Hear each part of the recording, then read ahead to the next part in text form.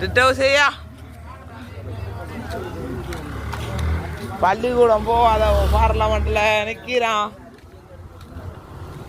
பல்லுதான்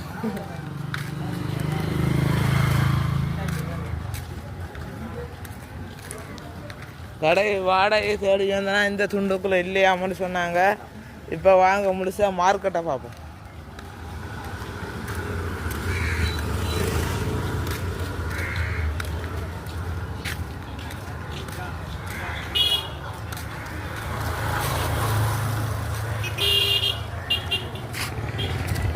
எவ்வளோண்ணா கச்சான்?